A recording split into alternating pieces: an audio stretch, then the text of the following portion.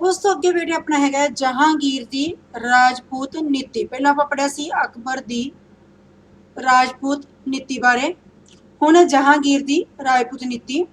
जदों अकबर की मौत हो गई सी तो उस तो बाद 1605 ईस्वी दे विच जहांगीर सी जिहड़ा राजगद्दी के उपर बैठा सी ते उहने भी अपने पिता दे द्वारा जो भी राजपूत नीति अपनाई गई सी उहनूं उसे तरीके दे नाल जारी रखिया सी।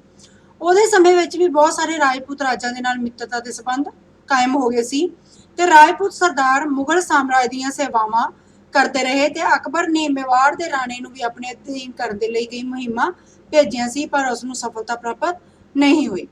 राजगद्दी ते बैठण तो मगरों छेती जहांगीर ने भी अपने पिता की नीति के चलदियां होइयां मेवाड़ नूं मुगल साम्राज्य दे शामिल करन दा निश्चय किया।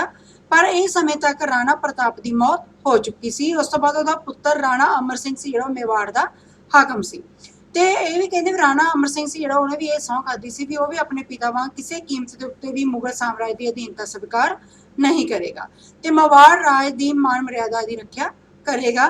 ते राणा अमर सिंह के इस दृढ़ निश्चय के कारण जहांगीर नूं मेवाड़ नूं अपने अधीन करने के लिए बहुत सारिया मुहिमां भेजनियां पईयां। पहला पॉइंट अपना है मेवाड़ की पहली मुहिम 1606 ईस्वी। 1606 ईस्वी विच सम्राट ने शहजादा परवेज की कमान हेठ 20,000 घोड़सवारां की सेना मेवाड़ के राणा अमर सिंह के विरुद्ध भेजी। आसिफ खां ते कई होर प्रसिद्ध सैनापतियों नूं शहजादे की सहायता करने का हुक्म दिता गया। राणा अमर सिंह ने देवर के स्थान के उत्ते दुश्मनों का डट के मुकाबला किया ते इस युद्ध विच किसी पक्ष की भी कोई निर्णायजनक जित नहीं हुई सी। राजकुमार खुसरो की इस समय बगावत हो जाने के कारण जहांगीर ने मुगल सेना नूं वापस बुला लिया। इस तरह मेवाड़ की पहली मुहिम असफल रही। सैकेंड है मेवाड़ की दूसरी मुहिम 1608 तो 1611 ईस्वी। 1608 ईस्वी के विच जहांगीर ने मेवाड़ के विरुद्ध दूजी मुहिम भेजी तो इस मुहिम की अगवाई सी जिहड़ी ओह महाबत खां नूं दित्ती गई। उस नाल भेजी गई जिहड़ी सेना सी उहदे विच 12,000 घोड़सवार ते 500 आहादियां तो बिना 2,000 बंदूकची सी, 60 हाथी ते 80 तोपां शामिल सी। मुगलों ने बड़े उत्साह के नाल मेवाड़ के इलाकों के लुट्टमार की ते राणा अमर सिंह सी जिहड़ा उहनूं पहाड़ियों के विच भज जाण दे लई मजबूर कर दिता ते पर इस दे बावजूद भी महाबत खां सी जिहड़ा मेवाड़ के इलाके नूं जित्तण दे विच असफल रहा सी ते 1609 ईस्वी दे विच महाबत खां नूं वापस बुला लिया गया ते मुहिम की कमान सी जिहड़ी ओह अब्दुल्ला खां नूं सौंपी गई। अब्दुल्ला खां सी जिहड़ा ओह भी राजपूतां दे हार खा के वापस आ गया सी ते ओहदे पिछों राजा बसू ते मिर्जा अजीज कोका नूं वारी वारी मुगल सेना की अगवाई सौंपी गई पर उन्होंने दोहां नूं भी कोई सफलता प्राप्त ना हुई। तीसरी मुहिम का फेर है खुरम अधीन मेवाड़ की तीसरी मुहिम 1614 तो 1615 ईस्वी। उस तो बाद 1614 ईस्वी के विच जहांगीर ने शहजादा खुरम की कमान हेठ मेवाड़ विरुद्ध सेना भेजी तो यह जी मुहिम की निजी पड़ताल सी उहदे लई सम्राट आप भी अजमेर चला गया। जहांगीर खुरम ने बड़ी बहादरी ते योग्यता के नाल राजपूतां दे विरुद्ध अपनी कार्रवाई शुरू की। हमलावरां ने मेवाड़ राज के बहुत सारे पिंडां शहरां मंदिरां ते बागां आदि नूं नष्ट करता। राजपूतां ने बड़ी वीरता के नाल दुश्मनों का मुकाबला किया। दोहां पासे बहुत ज़्यादा नुकसान होया। काल ते खुराक की कमी कारण राजपूतां लई दुश्मनों नाल लड़ाई जारी रखना असंभव सी। इसे कारण इन्हां हालातां दे विच राजपूत सरदार सी उन्होंने राणा नूं मुगलों नाल समझौता करने की बेनती की। अपनी प्रजा के दुखों को ध्यान में रख के राणा ने सरदारों की बेनती को मन लिया तो शुभ कारण ते हरी सिंह हरिदास ये दो प्रतिनिधि सी जिहड़े उन्हां दे द्वारा खुरम नाल समझौते की गलबात चलाई। पर समझौता करने समय राणा अमर सिंह ने अपना सिर उच्चा रखा तो मुगलों तो सन्मान भरिया शर्तां की मांग की। खुरम ने राणा के प्रतिनिधियों को सम्राट पास अजमेर भेज दिता। जहांगीर ने राजपूतां दे नाल समझौता करने में सियाणप समझी तो उसने राणा दी शर्तां नूं उदारता दे नाल स्वीकार कर लिया। नंबर 4 है मेवाड़ के राणा नाल संधि 1615 ईस्वी। 1615 ईस्वी सम्राट जहांगीर ते राणा अमर सिंह उन्होंने हेठ लिखिया शर्तां जिहड़ी इन्हां दे अनुसार समझौता किया सीगा। पहली किहड़ी सी राणा ने मुगल सम्राट की प्रभु सत्ता स्वीकार कर ली। सैकेंड मेवाड़ के जिहड़े इलाके सी चित्तौड़ के समेत अकबर के समय तो उस समय तक मुगलों ने फतेह किए सन और राणा ਅਮਰ ਸਿੰਘ ਨੂੰ ਵਾਪਸ ਕਰ ਦਿੱਤੇ ਗਏ।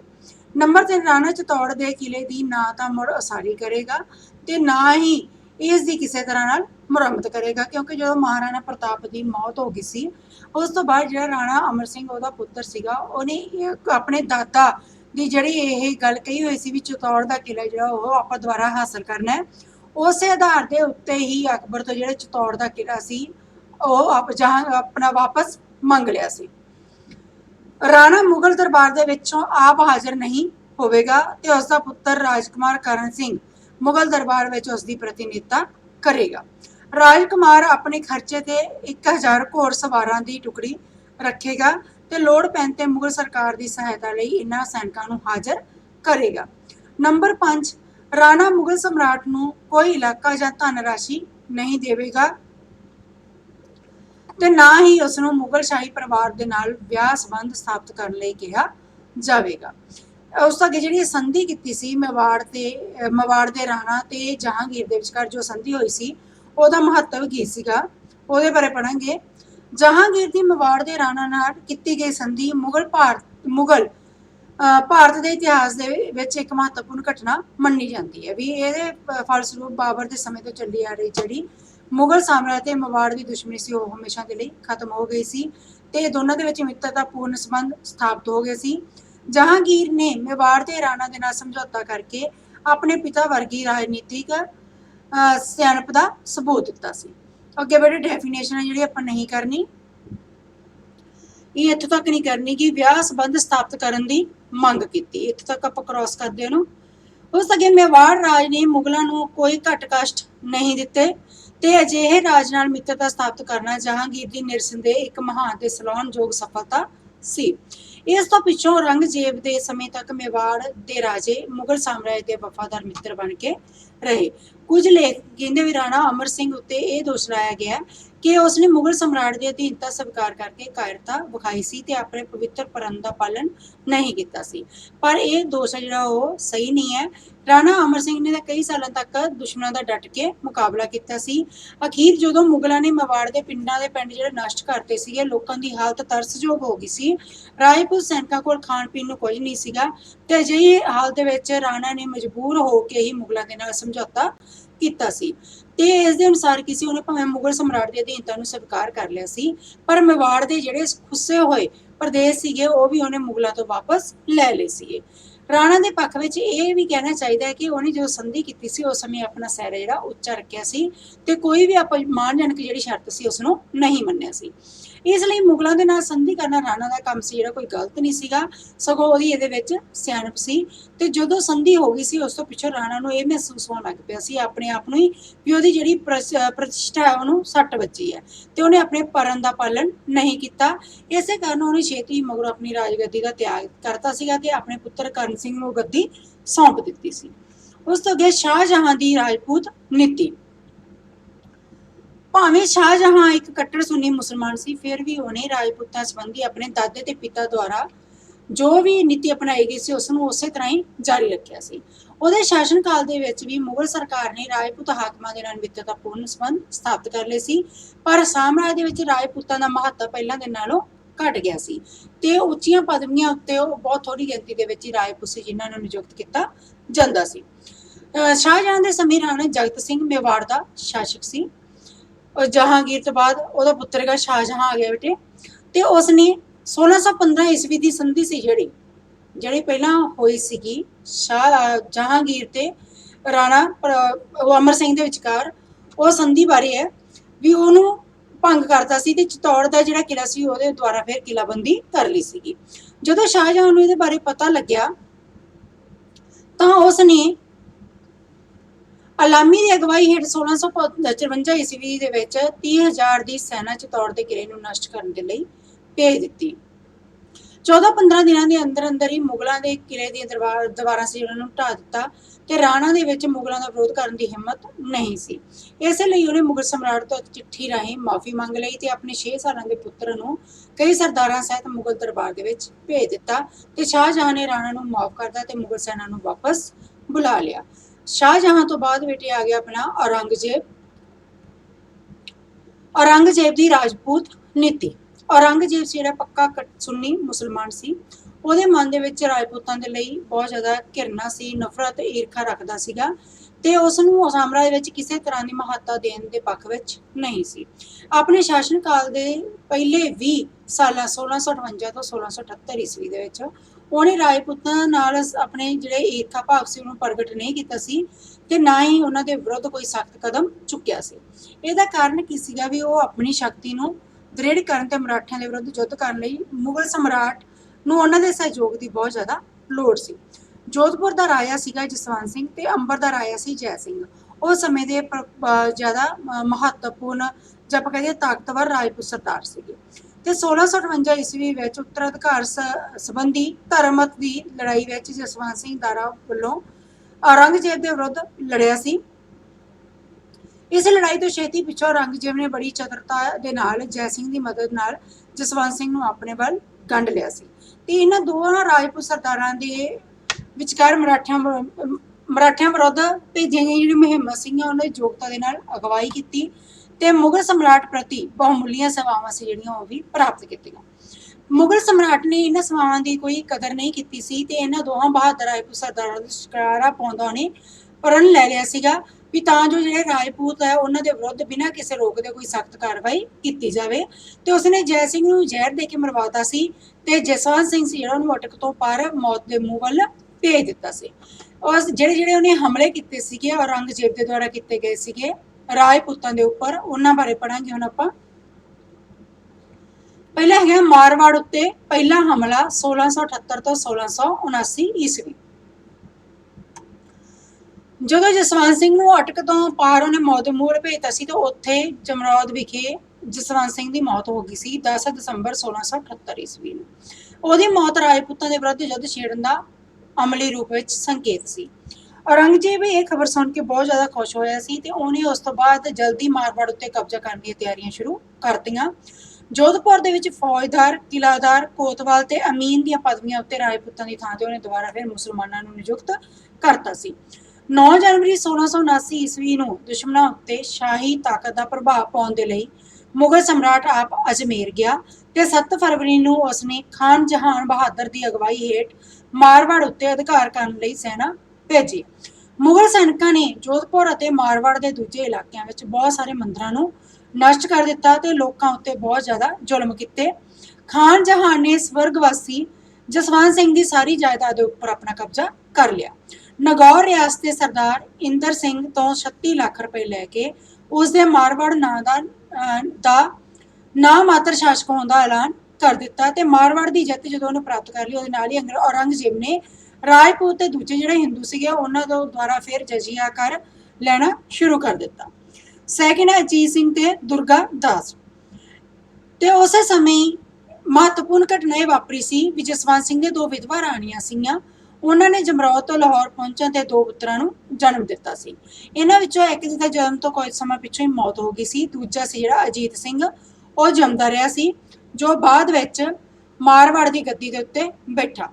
ਇਹ ਸੰਕਟ ਦੇ ਸਮੇਂ ਦੇ ਵਿੱਚ ਕੁਝ ਸਵਾਮੀ ਭਗਤ ਰਾਜਪੂਤ ਦੋਹਾਂ ਰਾਣੀਆਂ ਤੇ ਬੱਚੇ ਅਜੀਤ ਸਿੰਘ ਨੂੰ ਲੈ ਕੇ ਦਿੱਲੀ ਆ ਗਏ ਤੇ ਉਹਨਾਂ ਨੇ ਔਰੰਗਜ਼ੇਬ ਅੱਗੇ ਬੇਨਤੀ ਕੀਤੀ ਵੀ ਅਜੀਤ ਸਿੰਘ ਨੂੰ ਜਸਵੰਤ ਸਿੰਘ ਦਾ ਉੱਤਰਾਧਿਕਾਰੀ ਤੇ ਮਾਰਵਾੜ ਦਾ ਸ਼ਾਸਕ ਮੰਨ ਲਿਆ ਜਾਵੇ। ਪਰੰਤੂ ਔਰੰਗਜ਼ੇਬ ਸੀ ਜਿਹੜਾ ਉਹਨੇ ਬੇਨਤੀ ਨੂੰ ਨਹੀਂ ਮੰਨਿਆ ਤੇ ਦੋਹਾਂ ਰਾਣੀਆਂ ਤੇ ਅਜੀਤ ਸਿੰਘ ਨੂੰ ਕੈਦ ਕਰ ਲਿਆ। ਉਹ ਇਹ ਚਾਹੁੰਦਾ ਸੀਗਾ ਵੀ ਅਜੀਤ ਸਿੰਘ ਨੂੰ ਮੁਸਲਮਾਨ ਬਣਾਇਆ ਜਾਵੇ ਤੇ ਉਹਦਾ ਪਾਲਣ ਪੋਸ਼ਣ ਜਿਹੜਾ ਉਹ ਮੁਸਲਮਾਨਾਂ ਦੀ ਤਰ੍ਹਾਂ ਹੀ ਕੀਤਾ ਜਾਵੇ। ਬਾਦਸ਼ਾਹ ਦੇ ਇਸ ਵਤੀਰੇ ਨੂੰ ਦੇਖ ਕੇ ਜਿਹੜੇ ਰਾਜਪੂਤ ਸੀਗੇ, ਰਾਠੌਰ ਰਾਜਪੂਤ, ਉਹ ਸਾਰੇ ਗੁੱਸੇ ਦੇ ਵਿੱਚ ਆ ਗਏ ਤੇ ਉਹਨਾਂ ਨੇ ਦੋਹਾਂ ਰਾਣੀਆਂ ਤੇ ਅਜੀਤ ਸਿੰਘ ਨੂੰ ਔਰੰਗਜ਼ੇਬ ਤੋਂ ਮੁਕਤ ਕਰਾਉਣ ਦਾ ਫੈਸਲਾ ਕਰ ਲਿਆ ਸੀ। ਇਹ ਕਾਰਜ ਦੁਰਗਾ ਦਾਸ ਰਾਠੌਰ ਰਾਹੀਂ ਸਫਲਤਾਪੂਰਵਕ ਨੇਪਰੇ ਚਾੜਿਆ ਗਿਆ। ਉਹ ਸਵਰਗਵਾਸੀ ਜਸਵੰਤ ਸਿੰਘ ਦੇ ਮੰਤਰੀ ਅਸਕਰਨ ਦਾ ਪੁੱਤਰ ਸੀ ਤੇ ਉਹ ਉਸ ਵਿੱਚ ਅਥਾਹ ਦਲੇਰੀ, ਬਹਾਦਰੀ ਤੇ ਦੇਸ਼ ਭਗਤੀ ਦੀ ਜਿਹੜੀ ਭਾਵਨਾ ਸੀ ਉਹ ਕੁੱਟ-ਕੁੱਟ ਕੇ ਭਰੀਆਂ ਹੋਈਆਂ ਸੀ। ਉਸ ਤੋਂ ਅੱਗੇ ਬੇਟੇ ਆਪਣਾ ਹੈਗਾ ਪ੍ਰੋਫੈਸਰ ਜਦੂਨਾਥ ਸਰਕਾਰ ਦੇ ਕਥਨ ਅਨੁਸਾਰ ਇਹਨੂੰ ਆਪਾਂ ਨਹੀਂ ਕਰਨਾਗਾ, ਇਹ ਹੈਗਾ ਆਪਣਾ ਘੱਟ ਲੋਕਾਂ ਵਿੱਚ ਮਿਲਦਾ ਹੈ, ਇੱਥੋਂ ਤੱਕ। ਉਸਨੇ ਦੋਵਾਂ ਰਾਣੀਆਂ ਅਤੇ ਅਜੀਤ ਸਿੰਘ ਨੂੰ ਕੈਦ ਤੋਂ ਰਿਹਾ ਕਰਵਾਉਣ ਦੀ ਯੋਜਨਾ ਬਣਾਈ। ਰਘੂਨਾਥ ਭੱਟੀ ਦੀ ਅਗਵਾਈ ਹੇਠ 100 ਬਹਾਦਰ ਰਾਜਪੂਤ ਸੈਨਿਕਾਂ ਦੇ ਕੈਦਖਾਨੇ ਉੱਤੇ ਇੱਕਦਮ ਉਹਨਾਂ ਨੇ ਹਮਲਾ ਬੋਲ ਦਿੱਤਾ। ਜਦੋਂ ਉਹ ਸ਼ਾਹੀ ਸੈਨਾ ਦੇ ਨਾਲ ਲੜ ਰਹੇ ਸੀ ਤੇ ਦੁਰਗਾ ਦਾਸ ਸੀ ਜਿਹੜਾ ਉਹਨੇ ਇਸੇ ਫਲ ਦਾ ਫਾਇਦਾ ਉਠਾ ਕੇ ਜਿਹੜਾ ਅਜੀਤ ਸਿੰਘ ਤੇ ਦੋਵੇਂ ਰਾਣੀਆਂ ਸੀਗੀਆਂ ਉਹਨਾਂ ਨੂੰ ਪੁਰਸ਼ਾਂ ਦੇ ਕੱਪੜੇ ਪਹਿਨਾ ਕੇ ਕੈਦ ਦੇ ਵਿੱਚੋਂ ਛੁਡਵਾ ਲਿਆ ਤੇ ਉਹ ਸਾਰੇ ਘੋੜਿਆਂ ਦੇ ਉੱਤੇ ਸਵਾਰ ਹੋ ਕੇ ਜੋਧਪੁਰ ਵੱਲ ਭੱਜ ਨਿਕਲੇ। ਰਘੂਨਾਥ ਤੇ ਉਹਦੇ 100 ਸੈਨਿਕ ਸੀ ਜਿਹੜੇ ਉੱਥੇ ਸ਼ਹੀਦ ਹੋ ਗਏ। ਕੁਝ ਸਮੇਂ ਪਿੱਛੋਂ ਜਦੋਂ ਮੁਗਲ ਸੈਨਿਕਾਂ ਨੇ ਦੁਰਗਾ ਦਾਸ ਦਾ ਪਿੱਛਾ ਕੀਤਾ ਤਾਂ ਰਣਛੋ ਦਾ ਯੋਧਾ ਤੇ ਉਸਦੇ ਬਹਾਦਰ ਸਾਥੀਆਂ ਨੇ ਮੁਗਲਾਂ ਸੈਨਿਕਾਂ ਦਾ ਟਾਕਰਾ ਕੀਤਾ ਤੇ ਉਹਨਾਂ ਨੂੰ ਉੱਥੇ ਹੀ ਰੋਕ ਲਿਆ। ਉਹ ਵੀ ਸਾਰੇ ਉੱਥੇ ਸ਼ਹੀਦ ਹੋ ਗਏ। ਦੁਰਗਾ ਦਾਸ 23 ਜੁਲਾਈ 1479 ਈਸਵੀ ਨੂੰ ਅਜੀਤ ਸਿੰਘ ਤੇ ਦੋਵਾਂ ਰਾਣੀਆਂ ਨੂੰ ਜੋਧਪੁਰ ਪਹੁੰਚਾਉਣ ਦੇ ਵਿੱਚ ਸਫਲ ਹੋ ਗਏ। ਔਰੰਗਜ਼ੇਬ ਨੂੰ ਅਜੀਤ ਸਿੰਘ ਦੇ ਸਫਲਤਾਪੂਰਵਕ ਭਜਾ ਲੈ ਕੇ ਜਾਣ ਦੀ ਬਹੁਤ ਜ਼ਿਆਦਾ ਨਿਰਾਸ਼ਾ ਹੋਈ ਤੇ ਸ਼ਾਹੀ ਸਨਮਾਨ ਨੂੰ ਕਾਇਮ ਰੱਖਣ ਦੇ ਲਈ ਉਸਨੇ ਇੱਕ ਗਵਾਲੇ ਦੇ ਪੁੱਤ ਨੂੰ ਸ਼ਾਹੀ ਹਰਮ ਦੇ ਵਿੱਚ ਰੱਖ ਲਿਆ ਤੇ ਉਸ ਨੂੰ ਮੁਹੰਮਦੀ ਰਾਜ ਦਾ ਨਾਂ ਦੇ ਕੇ ਉਸ ਦਾ ਪਾਲਣ ਪੋਸ਼ਣ ਕਰਨ ਲੱਗਾ। ਸਮਰਾਟ ਨੇ ਐਲਾਨ ਕਰਤਾ ਵੀ ਸਵਰਗਵਾਸੀ ਜਸਵੰਤ ਸਿੰਘ ਦਾ ਇਹ ਅਸਲੀ ਪੁੱਤਰ ਸ਼ਾਹੀ ਹਰਮ ਦੇ ਵਿੱਚ ਹੈ ਤੇ ਦੁਰਗਾ ਦਾਸ ਦੁਆਰਾ ਜਿਹੜਾ ਲਿਖਾਇਆ ਗਿਆ ਬੱਚਾ ਉਹ ਨਕਲੀ ਹੈ ਅਜੀਤ ਸਿੰਘ। ਤੇ ਔਰੰਗਜ਼ੇਬ ਨੇ ਇੰਦਰ ਸਿੰਘ ਨੂੰ ਮਾਰਵਾੜ ਦੀ ਗੱਦੀ ਤੋਂ ਲਾ ਦਿੱਤਾ ਤੇ ਮਾਰਵਾੜ ਦਾ ਰਾਜ ਪ੍ਰਬੰਧ ਸੀ ਜਿਹੜਾ ਗੁਜਰਾਤ ਦੇ ਸੂਬੇਦਾਰ ਨੂੰ ਸੌਂਪ ਦਿੱਤਾ। ਪਰੰਤੂ ਮਾਰਵਾੜ ਦੀ ਜਿਹੜੀ ਪਰਜਾ ਸੀ ਉਹਨੇ ਅਜੀਤ ਸਿੰਘ ਨੂੰ ਆਪਣਾ ਸ਼ਾਸਕ ਮੰਨਿਆ ਤੇ ਮੁਗਲਾਂ ਦੇ ਵਿਰੁੱਧ ਉਹਨਾਂ ਨੇ ਆਪਣੇ ਹਥਿਆਰ ਚੁੱਕ ਲਏ। ਉਸ ਤੋਂ ਅੱਗੇ ਆਪਣਾ ਸੈਕਿੰਡ ਹੈਗਾ ਮਾਰਵਾੜ ਦੇ ਉੱਤੇ ਦੂਜਾ ਹਮਲਾ। ਮਾਰਵਾੜ ਦੇ ਉੱਤੇ ਦੁਬਾਰਾ ਜਿੱਤ ਪ੍ਰਾਪਤ ਕਰਨ ਦੇ ਲਈ ਤੇ ਅਠੌਰ ਰਾਜਪੂਤ ਸੀ ਜਿਹੜੇ ਉਹਨਾਂ ਨੂੰ ਸਜ਼ਾ ਦੇਣ ਦੇ ਵਾਸਤੇ ਔਰੰਗਜ਼ੇਬ ਨੇ ਸਤੰਬਰ 1679 ਈਸਵੀ ਨੂੰ ਸ਼ਹਿਜ਼ਾਦਾ ਅਕਬਰ ਦੀ ਅਗਵਾਈ ਦੇ ਵਿੱਚ ਇੱਕ ਫੇਰ ਵਿਸ਼ਾਲ ਸੈਨਾ ਭੇਜੀ। ਅਜਮੇਰ ਦੇ ਸੂਬੇਦਾਰ ਸੀ ਤਹਿਵੂਰ ਖਾਂ, ਉਹਨੂੰ ਸ਼ਹਿਜ਼ਾਦੇ ਦੀ ਸਹਾਇਤਾ ਦੇ ਲਈ ਭੇਜਿਆ ਗਿਆ ਤੇ ਮੁਹਿੰਮ ਦੀ ਦੇਖਭਾਲ ਸੀ ਜਿਹੜੀ ਔਰੰਗਜ਼ੇਬ ਨੇ ਆਪ ਵੀ ਉਸ ਦੇ ਵਾਸਤੇ ਔਰੰਗਜ਼ੇਬ ਜਿਹੜਾ ਉਹਨੇ ਆਪ ਵੀ ਅਜਮੇਰ ਦੇ ਵਿੱਚ ਡੇਰੇ ਲਾ ਲਏ ਸੀ। ਪੁਸ਼ਕਰ ਦੇ ਨੇੜੇ ਇੱਕ ਘਮਾਸਾਨ ਦੀ ਲੜਾਈ ਹੋਈ ਜਿਹਦੇ ਵਿੱਚ ਰਾਜਪੂਤਾਂ ਦੀ ਹਾਰ ਹੋਈ ਸੀ ਤੇ ਬਾਅਦ ਵਿੱਚ ਜਦੋਂ ਜਿੱਤ ਪ੍ਰਾਪਤ ਹੋ ਗਈ ਸੀ ਮੁਗਲਾਂ ਨੂੰ ਤੇ ਉਹਨਾਂ ਨੇ ਜੋਧਪੁਰ ਵੱਲ ਆਪਣੀ ਚੜ੍ਹਾਈ ਕਰਤੀ ਸੀ। ਉਹਨਾਂ ਨੇ ਮਾਰਵਾੜ ਦੇ ਇਲਾਕੇ ਉਜਾੜ ਦਿੱਤੇ ਸੀ ਤੇ ਚੌਕੀ ਗਿਣਤੀ ਦੇ ਵਿੱਚ ਨਿਰਦੋਸ਼ ਲੋਕ ਸੀ ਜਿਹੜੇ ਉਹਨਾਂ ਨੂੰ ਮੌਤ ਦੇ ਘਾਟ ਉਤਾਰ ਦਿੱਤਾ ਸੀ। ਬਹੁਤ ਸਾਰੇ ਮੰਦਿਰ ਸੀ ਜਿਹੜੇ ਉਹਨਾਂ ਨੂੰ ਢਾਇਆ ਗਿਆ, ਉਹਨਾਂ ਥਾਂ ਤੇ ਮਸਜਿਦਾਂ ਬਣਾਈਆਂ ਗਈਆਂ ਤੇ ਮਾਰਵਾੜ ਦੇ ਜਿੰਨੇ ਵੀ ਇਲਾਕੇ ਸੀਗੇ ਉਹਨਾਂ ਦੇ ਉੱਤੇ ਮੁਗਲਾਂ ਨੇ ਆਪਣਾ ਅਧਿਕਾਰ ਕਰ ਲਿਆ। ਤੇ ਪਰੰਤੂ ਔਰੰਗਜ਼ੇਬ ਨੂੰ ਇਹ ਜਾਣ ਕੇ ਬੜਾ ਦੁੱਖ ਹੋਇਆ ਸੀ ਵੀ ਦੁਰਗਾ ਦਾਸ ਤੇ ਅਜੀਤ ਸਿੰਘ ਜਿਹੜੇ ਉੱਥੋਂ ਭੱਜਣ ਦੇ ਵਿੱਚ ਫੇਰ ਸਫਲ ਹੋ ਗਏ ਸੀਗੇ। ਬਾਦਸ਼ਾਹ ਨੇ ਮਾਰਵਾੜ ਨੂੰ ਜ਼ਿਲ੍ਹਿਆਂ ਦੇ ਵਿੱਚ ਵੰਡ ਦਿੱਤਾ ਤੇ ਹਰੇਕ ਜ਼ਿਲ੍ਹੇ ਵਿੱਚ ਮੁਗਲ ਫੌਜਦਾਰ ਨਿਯੁਕਤ ਕਰ ਦਿੱਤਾ। ਮਾਰਵਾੜ ਦੇ ਰਾਜਪੂਤ ਆਲੇ ਦੁਆਲੇ ਦੇ ਪਹਾੜਾਂ ਤੇ ਜੰਗਲਾਂ ਵਿੱਚੋਂ ਲੁਕ ਛਿਪ ਕੇ ਦੁਸ਼ਮਣਾਂ ਦੇ ਨਾਲ ਗੁਰੀਲਾ ਯੁੱਧ ਕਰਦੇ ਰਹੇ। ਗੁਰੀਲਾ ਯੁੱਧ ਵੀ ਜੰਗਲਾਂ ਦੇ ਵਿੱਚ ਲੁਕ ਕੇ ਹੀ ਉਹ ਲੜਾਈਆਂ ਕਰਦੇ ਸੀਗੇ। ਨੰਬਰ 4 ਆਪਣਾ ਹੈਗਾ ਮੇਵਾੜ ਦੇ ਯੁੱਧ ਵਿੱਚ ਸ਼ਾਮਲ ਹੋਣਾ। ਮਾਰਵਾੜ ਉੱਤੇ ਮੁਗਲਾਂ ਦੁਆਰਾ ਕੀਤੇ ਜ਼ੁਲਮਾਂ ਦੀ ਖਬਰ ਸੁਣ ਕੇ ਮੇਵਾੜ ਦਾ ਮਹਾਰਾਣਾ ਰਾਜ ਸਿੰਘ ਘਬਰਾ ਗਿਆ ਤੇ ਉਹਨੂੰ ਇਹ ਡਰ ਲੱਗਣ ਲੱਗ ਪਿਆ ਵੀ ਮਾਰਵਾੜ ਤੋਂ ਪਿੱਛੋਂ ਹੁਣ ਮੇਵਾੜ ਦੀ ਵਾਰੀ ਆਉਣੀ ਹੈ। ਇਸੇ ਕਰਕੇ ਉਹਨੇ ਔਰੰਗਜ਼ੇਬ ਤੋਂ ਪਹਿਲਾਂ ਹੀ ਮਹਾਰਾਣਾ ਤੋਂ ਆਪਣੇ ਸਾਰੇ ਰਾਜ ਦੇ ਲਈ ਜਜ਼ੀਆ ਕਰ ਦੇਣ ਦੀ ਮੰਗ ਕੀਤੀ। ਮਹਾਰਾਣੇ ਨੇ ਇਹ ਅਨੁਭਵ ਕੀਤਾ ਵੀ ਇਸ ਹਾਲਤ ਵਿੱਚ ਜੇਕਰ ਸਸੋਦੀ ਸੀ ਜਿਹੜੇ ਉਹਨਾਂ ਨੇ ਰਠੌਰਾਂ ਦਾ ਸਾਥ ਨਾ ਦਿੱਤਾ ਤਾਂ ਮਾਰਵਾੜ ਦੇ ਮੇਵਾੜ ਹੈ ਜਿਹੜੇ ਇਹਨਾਂ ਦੋਵਾਂ ਨੂੰ ਇੱਕ ਇੱਕ ਕਰਕੇ ਕੁਚਲ ਦਿੱਤਾ ਜਾਵੇਗਾ ਤੇ ਉਸ ਤੋਂ ਪਿੱਛੋਂ ਜਿੰਨੇ ਵੀ ਰਾਜਪੂਤਾਨਾ ਉਹਨਾਂ ਦੇ ਉੱਤੇ ਮੁਗਲ ਹੈ ਜਿਹੜੇ ਉਹ ਆਪਣਾ ਰਾਜ ਕਾਇਮ ਕਰ ਲੈਣਗੇ। ਇਸ ਤੋਂ ਇਲਾਵਾ ਜਿਹੜੇ ਅਜੀਤ ਸਿੰਘ ਦੀ ਮਾਤਾ ਮੇਵਾੜ ਦੀ ਰਾਜਕੁਮਾਰੀ ਸੀਗੀ ਉਹ ਮਹਾਰਾਣਾ ਰਾਜ ਸਿੰਘ ਦੀ ਭਤੀਜੀ ਸੀ। ਇਸ ਪ੍ਰਕਾਰ ਸਵਾਰਥੀ ਹਿੱਤ ਤੇ ਉੱਚ ਭਾਵਨਾਵਾਂ ਤੋਂ ਪ੍ਰੇਰਿਤ ਹੋ ਕੇ ਮਹਾਰਾਣਾ ਨੇ ਸਾਂਝੇ ਦੁਸ਼ਮਣ ਵਿਰੁੱਧ ਦੁਰਗਾ ਦਾਸ ਦਾ ਸਾਥ ਦਿੱਤਾ ਅਤੇ ਅਜੇ ਮਹਾਰਾਣਾ ਯੁੱਧ ਦੀਆਂ ਤਿਆਰੀਆਂ ਕਰ ਹੀ ਰਿਹਾ ਸੀ ਵੀ ਔਰੰਗਜ਼ੇਬ ਨੇ ਹਸਨ ਅਲੀ ਖਾਨ ਦੀ ਅਗਵਾਈ ਦੇ ਹੇਠ 7000 ਦੀ ਸੈਨਾ ਉਹਦੇ ਵਿਰੁੱਧ ਭੇਜ ਦਿੱਤੀ ਸੀ। ਇਹ ਸੈਨਾ ਦਾ ਜਿਹੜਾ ਸਭ ਤੋਂ ਤਾਕਤਵਰ ਭਾਗ ਸੀ ਉਹ ਯੂਰਪੀ ਤੋਪਚੀਆਂ ਦੀ ਦੇਖਭਾਲ ਵਿੱਚ ਤੋਪਖਾਨਾ ਸੀ ਤੇ ਰਾਜਪੂਤ ਸੀ ਜਿਹੜਾ ਮੁਗਲਾਂ ਦੇ ਸ਼ਕਤੀਸ਼ਾਲੀ ਤੋਪਖਾਨੇ ਸਾਹਮਣੇ ਜ਼ਿਆਦਾ ਸਮੇਂ ਤੱਕ ਨਹੀਂ ਟਿਕ ਸਕੇ ਸੀ। ਮਹਾਰਾਣਾ ਆਪਣੇ ਸੈਨਿਕਾਂ ਦੇ ਪਰਜਾ ਸਹਿਤ ਮੈਦਾਨੀ ਇਲਾਕੇ ਨੂੰ ਛੱਡ ਕੇ ਪਹਾੜਾਂ ਦੇ ਵਿੱਚ ਚਲਾ ਗਿਆ। ਮੁਗਲਾਂ ਨੇ 4 ਜਨਵਰੀ 1680 ਈਸਵੀ ਨੂੰ ਮੇਵਾੜ ਦੀ ਰਾਜਧਾਨੀ ਉਦੈਪੁਰ ਅਤੇ ਚਿਤੌੜ ਦੇ ਪ੍ਰਸਿੱਧ ਕਿਲੇ ਦੇ ਉੱਪਰ ਆਪਣਾ ਕਬਜ਼ਾ ਕਰ ਲਿਆ। ਬਾਦਸ਼ਾਹ ਦੇ ਜਦੋਂ ਹੁਕਮ ਦੇ ਉੱਤੇ ਮੁਗਲ ਸੀ ਜਿਹੜੇ ਉਹਨਾਂ ਨੇ ਉਦੈਪੁਰ ਤੇ ਆਲੇ ਦੁਆਲੇ ਦੇ ਜਿੰਨੇ ਵੀ ਇਲਾਕੇ ਸੀਗੇ ਉਹਨਾਂ ਦੇ 177 ਮੰਦਿਰ ਤੇ ਚਿਤੌੜ ਦੇ ਵਿੱਚ 63 ਮੰਦਿਰ ਸੀਗੇ ਜਿਨ੍ਹਾਂ ਨੂੰ ਢਾਹ ਦਿੱਤਾ ਸੀ ਤੇ ਹਸਨ ਅਲੀ ਖਾਨ ਸੀ ਜਿਹੜਾ ਉਹ ਆਪਣੀ ਸੈਨਾ ਦੇ ਨਾਲ ਉਦੈਪੁਰ ਦੇ ਉੱਤਰ ਪੱਛਮ ਦੇ ਵਿੱਚ ਜਿਹੜੇ ਪਹਾੜ ਸਥਿਤ ਸੀਗੇ ਉਹਨਾਂ ਦੇ ਉੱਪਰ ਉਹਨੇ ਆਪਣੀ ਮਹਾਰਾਣਾ ਦੇ ਵਿਰੁੱਧ ਚੜ੍ਹਾਈ ਕਰ ਦਿੱਤੀ ਸੀ ਤੇ 1 ਫਰਵਰੀ 1680 ਈਸਵੀ ਨੂੰ ਉਸ ਨੂੰ ਹਾਰ ਦਿੱਤੀ ਗਈ ਤੇ ਉਸ ਦੇ ਡੇਰੇ ਦੇ ਵਿੱਚੋਂ ਬਹੁਤ ਸਾਰਾ ਧਨ ਮਾਲ ਸੀ ਜਿਹੜਾ ਉਹ ਲੁੱਟ ਲਿਆ ਗਿਆ। ਸ਼ਹਿਜ਼ਾਦਾ ਅਕਬਰ ਨੂੰ ਚਿਤੌੜ ਦੇ ਵਿੱਚ 12,000 ਸੈਨਿਕਾਂ ਸਹਿਤ ਛੱਡ ਕੇ ਤੇ ਉਸ ਨੂੰ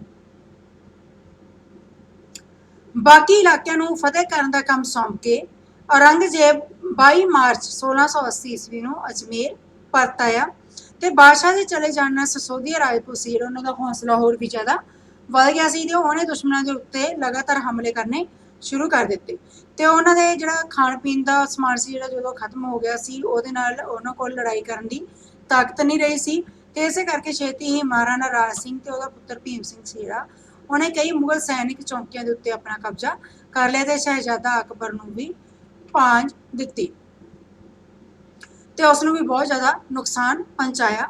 ਇਹਨਾਂ ਹਾਲਤਾਂ ਦੇ ਵਿੱਚ ਔਰੰਗਜ਼ੇਬ ਨੇ ਸ਼ਹਿਜ਼ਾਦਾ ਅਕਬਰ ਨੂੰ ਮੇਵਾੜ ਤੋਂ ਮਾਰਵਾੜ ਭੇਜ ਦਿੱਤਾ ਤੇ ਸ਼ਹਿਜ਼ਾਦਾ ਆਜਮ ਨੂੰ ਮੇਵਾੜ ਦੀ ਮੁਹਿੰਮ ਦਾ ਅਧਿਕਸ਼ ਨਿਯੁਕਤ ਕਰ ਦਿੱਤਾ। ਉਸ ਤੋਂ ਅੱਗੇ ਸ਼ਹਿਜ਼ਾਦਾ ਅਕਬਰ ਦਾ ਵਿਦਰੋਹ।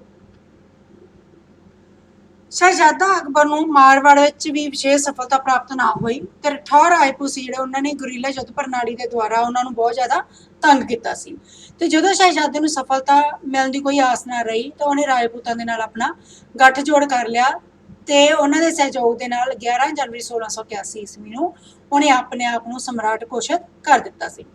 ਉਹਨੇ ਤੈਮੂਰ ਖਾਨ ਨੂੰ ਆਪਣਾ ਪ੍ਰਧਾਨ ਮੰਤਰੀ ਨਿਯੁਕਤ ਕੀਤਾ ਤੇ ਉਹਨੂੰ 7000 ਦੀ ਮਨਸਬ ਸੌਂਪ ਦਿੱਤੀ ਸੀ। ਔਰੰਗਜ਼ੇਬ ਤੋਂ ਬਾਅਦ ਦਾ ਬਾਦਸ਼ਾਹ ਦਾ ਤਾਜ ਖੋਣ ਲਈ ਸ਼ਹਿਜ਼ਾਦੇ ਅਕਬਰ ਨੇ ਹੁਣ ਅਜਮੇਰ ਵੱਲ ਕੂਚ ਕੀਤਾ ਤੇ ਜੇ ਅਜਮੇਰ ਨੂੰ ਕੂਚ ਕਰਦਿਆਂ ਹੋਇਆ ਰਸਤੇ ਦੇ ਵਿੱਚ ਇਹ ਮੂਰਖ ਤੇ ਆਲਸੀ ਸ਼ਹਿਜ਼ਾਦਾ ਅਕਬਰ ਸੀ ਜਿਹੜਾ ਉਹ ਰੰਗ ਰਲੀਆਂ ਦੇ ਵਿੱਚ ਆਪਣਾ ਸਮਾਂ ਨਾ ਗਵਾਉਂਦਾ ਤਾਂ ਅੱਜ ਭਾਰਤ ਦਾ ਇਤਿਹਾਸ ਹੈ ਜਿਹੜਾ ਬਦਲ ਸਕਦਾ ਸੀ। ਜਦੋਂ ਔਰੰਗਜ਼ੇਬ ਨੂੰ ਅਜਮੇਰ ਦੇ ਵਿੱਚ ਸ਼ਹਿਜ਼ਾਦੇ ਅਕਬਰ ਦੀ ਬਗਾਵਤ ਦੀ ਖਬਰ ਮਿਲੀ ਤਾਂ ਉਹਦੇ ਕੋਲ ਉਸ ਸਮੇਂ ਸੈਨਿਕ ਬਹੁਤ ਘੱਟ ਸੀਗੇ। ਸ਼ਹਿਜ਼ਾਦੇ ਨੇ ਅਜਮੇਰ ਪਹੁੰਚਣ ਦੇ ਵਿੱਚ 15 ਦਿਨ ਲਗਾਤੇ ਸੀਗੇ ਤੇ ਇਸ ਸਮੇਂ ਦੇ ਦੌਰਾਨ ਔਰੰਗਜ਼ੇਬ ਨੇ ਵਿਸ਼ਾਲ ਸੈਨਾ ਇਕੱਠੀ ਕਰ ਲਈ ਸੀ ਤੇ ਆਪਣੀ ਸਥਿਤੀ ਨੂੰ ਹੋਰ ਵੀ ਜ਼ਿਆਦਾ ਮਜ਼ਬੂਤ ਕਰ ਲਿਆ ਸੀ। ਬਾਦਸ਼ਾਹ ਨੇ ਤੈਮੂਰ ਖਾਨ ਨੂੰ ਉਸਦੇ ਸਹੁਰੇ ਤੋਂ ਪੱਤਰ ਲਿਖਵਾ ਕੇ ਉਸਨੂੰ ਸ਼ਾਹੀ ਕੈਂਪ ਦੇ ਵਿੱਚ ਬੁਲਾ ਲਿਆ ਤੇ ਉਸਨੂੰ ਕਤਲ ਕਰਵਾ ਦਿੱਤਾ। ਰਾਜਪੂਤਾਂ ਤੇ ਅਕਬਰ ਦੇ ਵਿਚਾਲੇ ਸ਼ੱਕ ਅਤੇ ਗਲਤਫਹਿਮੀ ਪੈਦਾ ਕਰਨ ਦੇ ਲਈ ਬਾਦਸ਼ਾਹ ਨੇ ਸ਼ਹਿਜ਼ਾਦੇ ਦੇ ਨਾਮ ਨਾਲ ਇੱਕ ਚਿੱਠੀ ਲਿਖੀ ਸੀ ਤੇ ਜਿਹੜੀ ਰਾਜਪੂਤਾਂ ਦੇ ਕੈਂਪ ਦੇ ਵਿੱਚ ਸੁਟਵਾ ਦਿੱਤੀ। ਇਸ ਵਿੱਚ ਬਾਦਸ਼ਾਹ ਨੇ ਸ਼ਹਿਜ਼ਾਦੇ ਦਾ ਰਾਜਪੂਤਾਂ ਨੂੰ ਮੁਸੀਬਤਜਨਕ ਸਥਿਤੀ ਵਿੱਚ ਲੈ ਆਉਣ ਦੇ ਲਈ ਧੰਨਵਾਦ ਕੀਤਾ ਸੀ ਤੇ ਉਸ ਨੂੰ ਅਗਲੇ ਯੁੱਧ ਸੰਬੰਧੀ ਆਦੇਸ਼ ਦਿੱਤੇ ਕਿ ਤਾਂ ਜੋ ਰਾਜਪੂਤਾਂ ਦਾ ਸਰਵਨਾਸ਼ ਹੋ ਸਕੇ। ਔਰੰਗਜ਼ੇਬ ਦੀ ਇਹ ਚਾਲ ਸੀ ਜਿਹੜੀ ਸਫਲ ਰਹੀ ਤੇ ਬਹੁਤ ਸਾਰੇ ਰਾਜਪੂਤ ਸੀ ਜਿਹੜੇ ਅਕਬਰ ਦਾ ਸਾਥ ਛੱਡ ਗਏ। ਛੇਤੀ ਪਿੱਛੋਂ ਦੁਰਗਾ ਦਾਸ ਨੂੰ ਜਦੋਂ ਪਤਾ ਲੱਗਿਆ ਵੀ ਇਹ ਸਾਰੀ ਔਰੰਗਜ਼ੇਬ ਦੀ ਚਾਲ ਸੀ ਤੇ ਉਹ ਸ਼ਹਿਜ਼ਾਦੇ ਅਕਬਰ ਦੀ ਰੱਖਿਆ ਦੇ ਲਈ ਉਸਨੂੰ ਮਹਾਰਾਸ਼ਟਰ ਦੇ ਵਿੱਚ ਸ਼ਿਵਾਜੀ ਦੇ ਪੁੱਤਰ ਸ਼ੰਭਾਜੀ ਦੀ ਸ਼ਰਨ ਦੇ ਵਿੱਚ ਲੈ ਗਿਆ। ਉਸ ਤੋਂ ਅੱਗੇ ਨੰਬਰ 6 ਆਪਣਾ ਹੈਗਾ ਮੇਵਾੜ ਵਿੱਚ ਸ਼ਾਂਤੀ ਦੀ ਸੰਧੀ। ਅਕਬਰ ਦੀ ਬਗਾਵਤ ਦਿੱਲੀ ਦਾ ਬਾਦਸ਼ਾਹ ਬਦਲਣ ਦੇ ਵਿੱਚ ਅਸਫਲ ਰਹੀ ਪਰੰਤੂ ਇਸ ਦੇ ਨਾਲ ਮਹਾਰਾਣਾ ਨੂੰ ਚੈਨ ਮਿਲ ਗਿਆ ਜਿਸ ਦੀ ਉਹਨੇ ਕਦੇ ਆਸ ਵੀ ਨਹੀਂ ਕੀਤੀ ਸੀ। ਸ਼ਹਿਜ਼ਾਦਾ ਆਜਮ ਨੇ ਮੇਵਾੜ ਦੀ ਸ਼ਕਤੀ ਨੂੰ ਖਤਮ ਕਰਨ ਦਾ ਜੋ ਫੈਸਲਾ ਕੀਤਾ ਸੀ ਉਸਨੇ ਦਿਆਲ ਦਾਸ ਦੀ ਅਗਵਾਈ ਦੇ ਹੇਠ ਮੇਵਾੜ ਦੀ ਸੈਨਾ ਨੂੰ ਬੜੀ ਕਰਾਰੀ ਹਾਰ ਦਿੱਤੀ ਪਰੰਤੂ ਇਹ ਸਮੇਂ ਸ਼ਹਿਜ਼ਾਦੇ ਅਕਬਰ ਸੀ ਜਿਹੜਾ ਉਹਨੂੰ ਇੱਕ ਬਗਾਵਤ ਦੀ ਖਬਰ ਮਿਲੀ ਸੀ ਤੇ ਇਹ ਜਿਹੜੇ ਹੁਣ ਮੁਗਲਾਂ ਦਾ ਧਿਆਨ ਸੀਗਾ ਉਹ ਤਾਕਤ ਇਸ ਬਗਾਵਤ ਵੱਲ ਲੱਗਦੀ ਸੀ ਤੇ ਮੇਵਾੜ ਵਿਰੁੱਧ ਕਾਰਵਾਈ ਵਿੱਚ ਢਿੱਲ ਪੈਣੀ ਸ਼ੁਰੂ ਹੋ ਗਈ ਸੀ। ਮੇਵਾੜ ਦੇ ਮਹਾਰਾਣਾ ਰਾਏ ਸਿੰਘ ਦੀ 1 ਨਵੰਬਰ 1680 ਨੂੰ ਮੌਤ ਹੋ ਗਈ ਸੀ ਤੇ ਉਸ ਦੀ ਥਾਂ ਤੇ ਉਹਦਾ ਪੁੱਤਰ ਜੈ ਸਿੰਘ ਸੀ ਜਿਹੜਾ ਮੇਵਾੜ ਦਾ ਸ਼ਾਸਕ ਬਣਿਆ। ਅਕਬਰ ਦੀ ਬਗਾਵਤ ਨੂੰ ਦਬਾਏ ਜਾਣ ਤੋਂ ਬਾਅਦ ਉਸਨੇ ਮੁਗਲਾਂ ਦੇ ਨਾਲ ਸਮਝੌਤਾ ਕਰਨ ਦੀ ਇੱਛਾ ਪ੍ਰਗਟ ਕੀਤੀ ਤੇ ਔਰੰਗਜ਼ੇਬ ਸੀ ਜਿਹੜਾ ਉਹ ਵੀ ਇਸ ਸਮੇਂ ਰਾਜਪੂਤਾਂ ਨਾਲ ਯੁੱਧ ਸਮਾਪਤ ਕਰਕੇ ਆਪਣਾ ਧਿਆਨ ਦੱਖਣ ਦੀਆਂ ਮੁਹਿੰਮਾਂ ਦੇ ਵਿੱਚ ਲਗਾਉਣਾ ਚਾਹੁੰਦਾ ਸੀ। ਸਿੱਟੇ ਵਜੋਂ 24 ਜੂਨ 1681 ਈਸਵੀ ਨੂੰ ਦੋਹਾਂ ਪੱਖਾਂ ਦੇ ਵਿੱਚ ਉਦੈਪੁਰ ਦੀ ਇੱਕ ਸੰਧੀ ਹੋਈ ਜਿਹਦੀਆਂ ਸ਼ਰਤਾਂ ਕੀ ਸੀਗੀਆਂ। ਜੈ ਸਿੰਘ ਨੂੰ ਮੇਵਾੜ ਦਾ ਮਹਾਰਾਣਾ ਮੰਨ ਲਿਆ ਗਿਆ। ਸੈਕਿੰਡ ਮਹਾਰਾਣਾ ਨੇ ਮੁਗਲਾ ਬਾਦਸ਼ਾਹ ਦੀ ਅਧੀਨਤਾ ਨੂੰ ਸਵੀਕਾਰ ਕਰ ਲਿਆ ਤੇ ਉਸ ਨੂੰ ਮੁਗਲ ਸੇਵਾ ਦੇ ਵਿੱਚ 5000 ਦਾ ਮਨਸਬਦਾਰ ਬਣਾ ਦਿੱਤਾ ਗਿਆ। ਨੰਬਰ 3 ਮੁਗਲਾਂ ਨੇ ਮੇਵਾੜ ਦੇ ਇਲਾਕਿਆਂ ਤੋਂ ਆਪਣੀਆਂ ਸਾਰੀਆਂ ਸੈਨਾਵਾਂ ਹਟਾ ਲਈਆਂ। ਨੰਬਰ 4 ਮਹਾਰਾਣਾ ਨੇ ਜਜ਼ੀਆ ਕਰ ਦੇ ਬਦਲੇ ਮੁਗਲਾਂ ਨੂੰ ਮੰਡਲਪੁਰ ਅਤੇ ਬੇਦਨੌਰ ਦੇ 2 ਪਰਗਨੇ ਦੇ ਦਿੱਤੇ। ਨੰਬਰ 5 ਮਹਾਰਾਣਾ ਚਿਤੌੜ ਦੇ ਕਿਲੇ ਦੀ ਮੁਰੰਮਤ ਨਹੀਂ ਕਰਾਏਗਾ। ਨੰਬਰ 6 ਮਹਾਰਾਣਾ ਨੇ ਵਚਨ ਦਿੱਤਾ ਕਿ ਉਹ ਮੁਗਲ ਸਾਮਰਾਜ ਵਿਰੁੱਧ ਠੌਰ ਰਾਜਪੂਤਾਂ ਦੀ ਮਦਦ ਨਹੀਂ ਕਰੇਗਾ। ਉਸ ਤੋਂ ਅੱਗੇ ਆਪਣਾ ਹੈਗਾ ਮਾਰਵਾੜ ਨਾਲ ਜੁੱਧ ਜਾਰੀ ਰਹਿਣਾ। ਭਾਵੇਂ ਮੇਵਾੜ ਦੇ ਮਹਾਰਾਣਾ ਨੇ 1681 ਈਸਵੀ ਦੇ ਵਿੱਚ ਮੁਗਲਾਂ ਨਾਲ ਸਮਝੌਤਾ ਕਰ ਲਿਆ, ਪਰੰਤੂ ਮਾਰਵਾੜ ਦੇ ਰਠੌਰ ਰਾਜਪੂਤਾਂ ਨੇ ਮੁਗਲ ਸਾਮਰਾਜ ਦੇ ਵਿਰੁੱਧ ਆਪਣੇ ਦ੍ਰਿੜਤਾਪੂਰਵਕ ਜਿਹੜਾ ਯੁੱਧ ਸੀ ਉਸ ਨੂੰ ਉਸੇ ਤਰ੍ਹਾਂ ਹੀ ਜਾਰੀ ਰੱਖਿਆ ਸੀ। ਤੇ 1681 ਈਸਵੀ ਤੋਂ ਲੈ ਕੇ 1687 ਈਸਵੀ ਤੱਕ ਮਾਰਵਾੜ ਦੇ ਰਾਜਪੂਤ ਬਗੈਰ ਕਿਸੇ ਆਪਣੇ ਪ੍ਰਸਿੱਧ ਆਗੂ ਦੇ ਦੁਸ਼ਮਣਾਂ ਦਾ ਉਸੇ ਤਰ੍ਹਾਂ ਹੀ ਮੁਕਾਬਲਾ ਕਰਦੇ ਰਹੇ ਤੇ ਅਖੀਰ ਉਹਨਾਂ ਨੇ ਪਹਾੜਾਂ ਦੇ ਵਿੱਚ ਜਾ ਕੇ ਆਪਣੀ ਸ਼ਰਨ ਲੈ ਲਈ ਤੇ ਉੱਥੇ ਹੀ ਉਹ ਸਮਾਂ ਵੇਖ ਕੇ ਆਪਣੇ ਦੁਸ਼ਮਣ ਦੇ ਉੱਪਰ ਹਮਲਾ ਕਰ ਦਿੰਦੇ ਸੀਗੇ। ਇਹਨਾਂ ਸਾਲਾਂ ਦੇ ਵਿੱਚ ਦੁਰਗਾ ਦਾਸ ਜਿਹੜਾ ਉਹ ਵੀ ਦੱਖਣ ਦੇ ਵੱਲ ਚਲਾ ਗਿਆ ਸੀ। ਅਜੀਤ ਸਿੰਘ ਸੀ ਜਿਹੜਾ ਉਹ ਵੀ ਅਜੇ ਬਹੁਤ ਛੋਟਾ ਸੀ ਤੇ 1687 ਈਸਵੀ ਦੇ ਵਿੱਚ ਜਦੋਂ ਦੁਰਗਾ ਦਾਸ ਦੱਖਣ ਵੱਲੋਂ ਵਾਪਸ ਆਇਆ ਤਾਂ ਉਹਨੇ ਬੜੀ ਯੋਗਤਾ ਦੇ ਨਾਲ ਮਾਰਵਾੜ ਦੇ ਸੁਤੰਤਰਤਾ ਸੰਗਰਾਮ ਦੀ ਅਗਵਾਈ ਕੀਤੀ ਤੇ ਬੂੰਦੀ ਦਾ ਪ੍ਰਸਿੱਧ ਸਰਦਾਰ ਦਾਦਾ ਦੁਰਜਨ ਲਾਲ ਉਹ ਆਪਣੇ 1000 ਘੋੜਸਵਾਰ ਸੈਨਾ ਦੇ ਸਹਿਤ ਦੁਰਗਾ ਦਾਸ ਦੇ ਨਾਲ ਮਿਲ ਗਿਆ। ਦੋਹਾਂ ਦੀਆਂ ਸੈਨਾਵਾਂ ਸੀ ਜਿਹੜੀਆਂ ਜਦੋਂ ਇਕੱਠੀਆਂ ਹੋ ਗਈਆਂ ਉਹਨਾਂ ਨੇ ਦਿੱਲੀ ਤੱਕ ਦੇ ਜਿੰਨੇ ਵੀ ਇਲਾਕੇ ਸੀਗੇ ਉਹਨਾਂ ਦੇ ਉੱਪਰ ਆਪਣਾ ਹਮਲਾ ਕਰ ਦਿੱਤਾ ਤੇ ਉੱਥੇ ਜਿੱਤਾਂ ਪ੍ਰਾਪਤ ਕੀਤੀਆਂ ਤੇ 1690 ਈਸਵੀ ਦੇ ਵਿੱਚ ਦੁਰਗਾ ਦਾਸ ਨੇ ਅਜਮੇਰ ਦੇ ਸੂਬੇਦਾਰ ਸਾਫੀ ਖਾਂ ਉੱਤੇ ਇੱਕ ਸ਼ਾਨਦਾਰ ਜਿੱਤ ਪ੍ਰਾਪਤ ਕੀਤੀ। ਇਸ ਪਿੱਛੋਂ ਗੁਜਰਾਤ ਦੇ ਸੂਬੇਦਾਰ ਸੁਜਾਇਤ ਖਾਨ ਨੂੰ ਰਠੌਰ ਰਾਜਪੂਤਾਂ ਦੇ ਵਿਰੁੱਧ ਕਾਰਵਾਈ ਕਰਨ ਦੀ ਜ਼ਿੰਮੇਵਾਰੀ ਸੌਂਪੀ ਗਈ। ਕਈ ਸਾਲਾਂ ਦੇ ਯਤਨਾਂ ਦੇ ਬਾਵਜੂਦ ਉਹ ਦੁਰਗਾ ਦਾਸ ਦੀ ਤਾਕਤ ਨੂੰ ਦਬਾਉਣ ਦੇ ਵਿੱਚ ਅਸਫਲ ਰਿਹਾ ਤੇ 1698 ਈਸਵੀ ਦੇ ਵਿੱਚ ਮੁਗਲਾਂ ਨੇ ਰਠੌਰ ਰਾਜਪੂਤਾਂ ਦੇ ਨਾਲ ਸਮਝੌਤਾ ਕਰ ਲਿਆ ਤੇ ਸੰਧੀ ਦੀਆਂ ਜਿਹੜੀਆਂ ਸ਼ਰਤਾਂ ਸੀਗੀਆਂ ਉਹਨਾਂ ਦੇ ਅਨੁਸਾਰ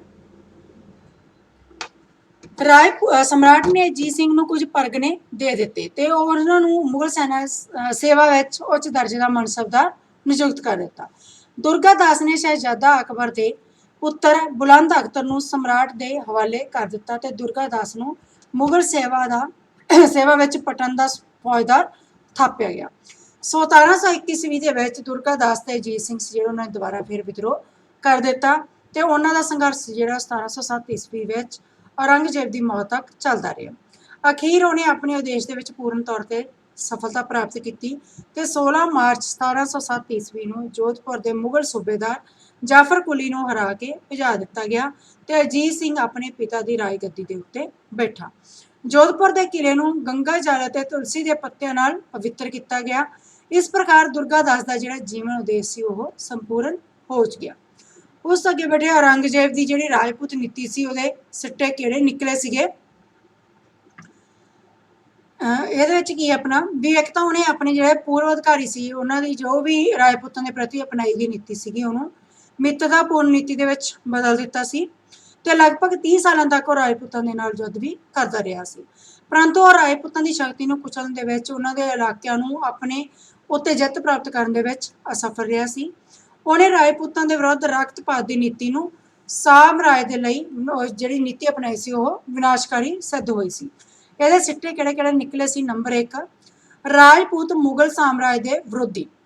ਇਸ ਨੀਤੀ ਦੇ ਕਾਰਨ ਰਾਜਪੂਤ ਸੀ ਜਿਹੜੇ ਉਹ ਮੁਗਲ ਸਾਮਰਾਜ ਦੇ ਦੁਸ਼ਮਣ ਬਣ ਗਏ ਤੇ ਮੁਗਲਾਂ ਦੇ ਮੇਵਾੜ ਤੇ ਮਾਰਵਾੜ ਦੇ ਜਿਹੜੇ ਇਲਾਕੇ ਸੀ ਉਹ ਵੀ ਨਸ਼ਟ ਕਰ ਦਿੱਤੇ ਤੇ ਰਾਜਪੂਤਾਂ ਦੇ ਜਿਹੜੇ ਪਵਿੱਤਰ ਮੰਦਰ ਸੀ ਉਹਨਾਂ ਨੂੰ ਢਾਇਆ ਗਿਆ, ਉਹਨਾਂ ਦੇ ਉੱਤੇ ਅਤਿਆਚਾਰ ਕੀਤੇ ਗਏ ਤੇ ਇਹ ਸਭ ਕੁਝ ਨਾ ਸਹਾਰਦਿਆਂ ਕਰਕੇ ਰਾਜਪੂਤ ਸੀ ਜਿਹੜੇ ਮੁਗਲਾਂ ਦੇ ਕੱਟੜ ਦੁਸ਼ਮਣ ਬਣ ਗਏ ਤੇ ਬਦਲੇ ਦੀ ਭਾਵਨਾ ਤੋਂ ਪ੍ਰੇਰਿਤ ਹੋ ਕੇ ਉਹਨਾਂ ਨੇ ਮੁਗਲਾਂ ਦੇ ਵਿਰੁੱਧ ਆਪਣੇ ਵਿਦਰੋਹ ਕਰਨੇ ਸ਼ੁਰੂ ਕਰ ਦਿੱਤੇ ਜੋ ਸੁਤੰਤਰਤਾ ਸੰਘਰਸ਼ ਦਾ ਰੂਪ ਧਾਰਨ ਕਰ ਗਏ। ਅਖੀਰ ਦੇ ਵਿੱਚ ਉਹ ਰਾਜਸਥਾਨ ਵਿੱਚ ਆਪਣੇ ਸੁਤੰਤਰ ਰਾਜ ਸਥਾਪਿਤ ਕਰਨ ਦੇ ਵਿੱਚ ਸਫਲ ਹੋ ਗਏ। ਸੈਕਿੰਡ ਹੈ ਮੁਗਲ ਸਾਮਰਾਜ ਦਾ ਰਾਜਪੂਤਾਂ ਦੀਆਂ ਸੇਵਾਵਾਂ ਤੋਂ ਵੰਚਿਤ ਹੋਣਾ। ਮੁਗਲ ਸਾਮਰਾਜ ਸੀ ਜਿਹੜਾ ਉਹ ਰਾਜਪੂਤਾਂ ਦੁਆਰਾ ਜੋ ਵੀ ਸੇਵਾਵਾਂ ਦਿੱਤੀਆਂ ਗਈਆਂ ਸੀ ਉਹਨਾਂ ਤੋਂ ਵੰਚਿਤ ਹੋ ਗਿਆ ਸੀਗਾ। ਅਕਬਰ ਦੇ ਸਮੇਂ ਤੋਂ ਰਾਜਪੂਤਾਂ ਨੇ ਵਿਦਰੋਹੀਆਂ ਨੂੰ ਦਬਾਉਣ, ਦੂਰ ਦਰਾਡੇ ਦੇ ਇਲਾਕਿਆਂ ਨੂੰ ਜਿੱਤ ਪ੍ਰਾਪਤ ਕਰਨ ਦੇ ਵਿੱਚ ਜਾਂ ਸਾਮਰਾਜ ਦਾ ਵਿਸਤਾਰ ਕਰਨ ਦੇ ਵਿੱਚ ਮੁਗਲਾਂ ਦਾ ਬਹੁਤ ਜ਼ਿਆਦਾ ਸਹਿਯੋਗ ਦਿੱਤਾ ਸੀ। ਔਰੰਗਜ਼ੇਬ ਨੇ ਮਾਰਵਾੜ ਤੇ ਮੇਵਾੜ ਦੇ ਰਾਠੌਰ ਦੇ ਸ਼ਸ਼ੋਧੀ ਰਾਜਪੂਤ ਸੀ ਜਿਹੜੇ ਉਹਨਾਂ ਦੇ ਵਿਰੁੱਧ ਯੁੱਧ ਕੀਤੇ ਸੀ। ਇਹਨਾਂ ਦੋ ਪ੍ਰਸਿੱਧ ਰਾਜਪੂਤ ਵੰਸ਼ ਸੀ ਜਿਹੜੇ ਉਹ ਵੀ ਉਹਨਾਂ ਦੇ ਦੁਸ਼ਮਣ ਬਣ ਜਾਣ ਦੇ ਨਾਲ ਬਾਦਸ਼ਾਹ ਦੀ ਸੈਨਾ ਨੂੰ ਬਹੁਤ ਜ਼ਿਆਦਾ ਨੁਕਸਾਨ ਪਹੁੰਚਿਆ ਸੀ ਤੇ ਦੱਖਣ ਦੀਆਂ ਜਿਹੜੀਆਂ ਮੁਹਿੰਮਾਂ ਸੀ ਉਹਨਾਂ ਦੇ ਵਿੱਚ ਵੀ ਮੁਗਲਾਂ ਨੂੰ ਰਾਜਪੂਤਾਂ ਦੀ ਸਹਾਇਤਾ ਬਿਨਾਂ ਹੀ ਲੜਾਈਆਂ ਲੜਨੀਆਂ ਪਈਆਂ ਸੀ ਤੇ ਇਹਨਾਂ ਵਿੱਚ ਵੀ ਔਰੰਗਜ਼ੇਬ ਨੂੰ ਮਰਾਠਿਆਂ ਦੇ ਵਿਰੁੱਧ ਕੋਈ ਸਫਲਤਾ ਪ੍ਰਾਪਤ ਨਹੀਂ ਹੋ ਸਕੀ ਸੀ। ਥਰਡ ਪੁਆਇੰਟ ਆਪਣਾ ਹੈਗਾ ਮੁਗਲ ਪ੍ਰਦੇਸ਼ਾਂ ਵਿੱਚ ਅਸ਼ਾਂਤੀ ਤੇ ਅਵਿਵਸਥਾ। ਮੁਗਲ ਅਤੇ ਰਾਜਪੂਤਾਂ ਵਿਚਾਲੇ ਕਈ ਸਾਲਾਂ ਤੱਕ ਯੁੱਧਾਂ ਦੇ ਸਿੱਟੇ ਵਜੋਂ ਨਾ ਕੇਵਲ ਰਾਜਸਥਾਨ ਵਿੱਚ ਬਲਕਿ ਜਿਹੜੇ ਆਲੇ ਦੁਆਲੇ ਦੇ ਇਲਾਕੇ ਸੀਗੇ ਉਹਨਾਂ ਦੇ ਵਿੱਚ ਅਸ਼ਾਂਤੀ ਦੀ ਵਿਵਸਥਾ ਬਣ ਗਈ ਸੀ ਦਿੱਲੀ ਆਗਰਾ ਤੋਂ ਲੈ ਕੇ ਦੱਖਣ ਵੱਲ ਨੂੰ ਜਾਣ ਵਾਲਾ ਜਿਹੜਾ ਰਸਤਾ ਸੀ ਉਹ ਸਾਰਾ ਹੀ ਅਸੁਰੱਖਿਅਤ ਹੋ ਗਿਆ ਸੀ, ਜਿਹਦਾ ਵਪਾਰ ਦੇ ਉੱਤੇ ਵੀ ਬਹੁਤ ਜ਼ਿਆਦਾ ਨੁਕਸਾਨ ਜਿਹਦਾ ਵਪਾਰ ਦੇ ਉੱਪਰ ਵੀ ਬਹੁਤ ਜ਼ਿਆਦਾ ਨੁਕਸਾਨ ਹੋਇਆ ਸੀ। ਨੰਬਰ 4 ਹੈ ਜਾਨ ਅਤੇ ਧਨ ਦੀ ਹਾਨੀ।